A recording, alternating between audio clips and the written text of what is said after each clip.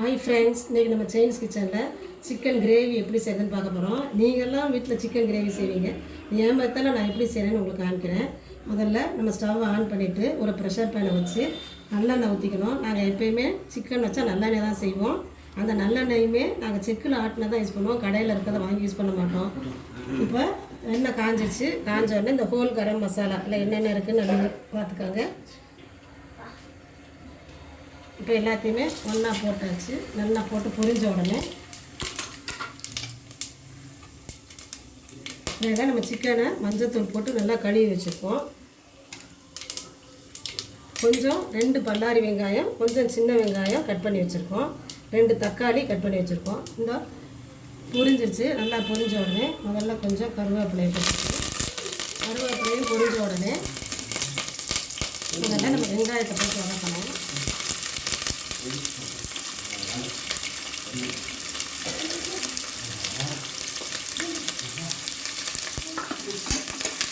வெங்காயம் சீக்கிரமாக வதங்கிருக்காங்க. நம்ம அதில் கொஞ்சம் உப்பு போட்டோம்னா சீக்கிரமாக வதங்கிடும். அதனால் நம்ம கொஞ்சம் சிக்கனுக்கு தேவையான அளவு கல் உப்பு போட்டுக்கலாம். மற்றலைனா கடைசியில் போட்டுக்கலாம்.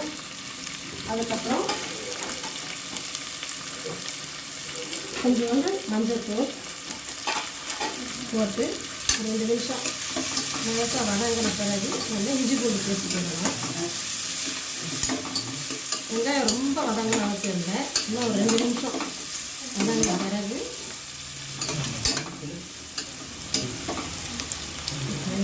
வதங்கின பிறகு நம்ம இஞ்சி பூண்டு பேஸ்ட்டு இந்த ஸ்பூனில் 1 ஸ்பூன் போட்டுக்கலாம். நிறையா போட வேண்டாம், 1 ஸ்பூன் போட்டால் போகணும். போட்டு நல்லா இஞ்சி பூண்டோட பச்சை வாசனை போகிற அளவுக்கு நல்லா வதக்கிட்டுக்கணும்.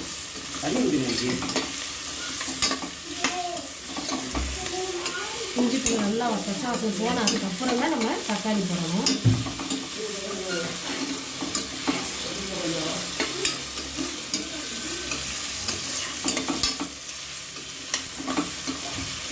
நல்லா இஞ்சி பூண்டு பச்சை வாசனை போய் நல்லா வாசனை வந்துச்சு. இப்போ நம்ம கட் பண்ணி வச்சுருக்க தக்காளி போட்டுக்கணும்.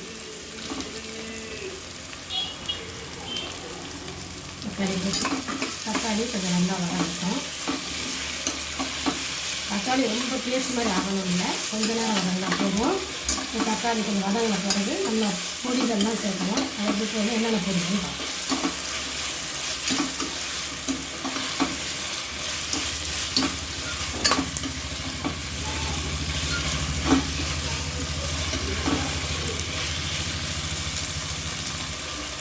கொஞ்சம் ஸ்டவ்வை ஸ்லோ ஃப்ளேமில் வச்சுட்டு இப்போ பொடிகளை போட போகிறோம். கொஞ்சம் பட்டைப்பொடி 2 ஸ்பூன், இந்த ஸ்பூனில் தான் போடுவேன். 2 ஸ்பூன். அதே அளவுக்கு மல்லிப்பொடி 2 ஸ்பூன். குழம்பு மிளகாய்த்தூள் அதை நான் கொஞ்சம் போடுவேன். அது ஒரு ஸ்பூன். ஒரு 1/2 ஸ்பூன் சீரகப்பொடி. ஒரு கொஞ்சோண்டு 1/4 ஸ்பூன் மிளகு பொடி. கலருக்காக கொஞ்சோண்டு காஷ்மீர் மிளகாய் எல்லாம் போட்டு நல்லா வதக்கிட்டு இந்த மசாலோட கொஞ்சம் பச்சை வாசனை போகிற வதக்கின பிறகு நம்ம சிக்கனை போட்டுக்கலாம்.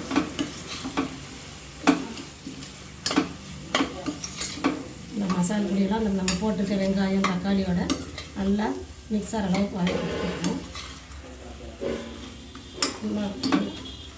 வதக்கியாச்சு. வதக்கின பிறகு ஏற்கனவே கழுவி வச்சுக்கோங்க.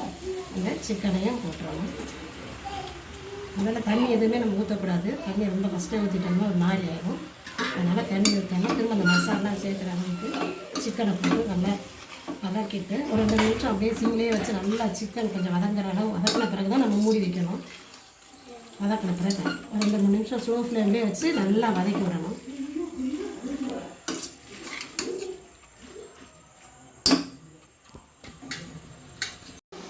பாருங்கள், சிக்கன் நல்லா ஒன்று போல் சிக்கன் வெந்து வந்திருக்கா.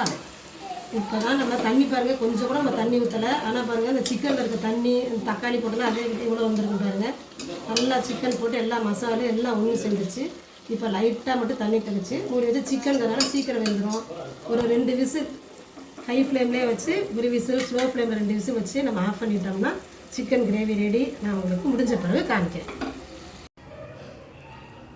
ஆவி போய் ப்ரெஷர்லாம் பாருங்கள் ரிலீஸ் ஆகிடுச்சு. இப்போ நம்ம இந்த ப்ரெஷர் பேனை ஓப்பன் பண்ணுறோம். அவ்வளோ கலர்ஃபுல்லாக சூப்பராக வந்திருக்கா. லைட்டாக திரும்ப அடுப்பு ஆன் பண்ணி ஒரு 2 நிமிஷம், ரொம்ப நேரம் வேண்டாம், 2 நிமிஷம். உங்களுக்கு கொஞ்சம் போட்டு சாப்பிட்ற மாதிரி வேணும் அப்படின்னா அப்படி கிரேவிமாக வச்சுக்கலாம். இன்னும் கொஞ்சம் நேரம் தண்ணி வத்தலை பிறகு எடுத்துக்கலாம். நாங்கள் எப்போயுமே இந்த கிரேவி மாதிரி தான் சாப்பிடுவோம். அதனால் நாங்கள் எங்களுக்கு இந்த கன்சிஸ்டன்சியே போதும். ஒரு 2 நிமிஷம் கொதிக்க வச்சுட்டு கடைசியில் கொஞ்சம் மல்லி இலையில தூவி இறக்கிட்டோம்னா சுவையான சிக்கன் கிரேவி தயார். இந்த வீடியோ உங்களுக்கு பிடிச்சிருந்துன்னா லைக் பண்ணுங்கள், ஷேர் பண்ணுங்கள், சப்ஸ்கிரைப் பண்ணுங்கள். முடிஞ்சால் உங்கள் ஃப்ரெண்ட்ஸுக்கு ஷேர் பண்ணுங்கள். தேங்க்ஸ் ஃபார் வாட்சிங்.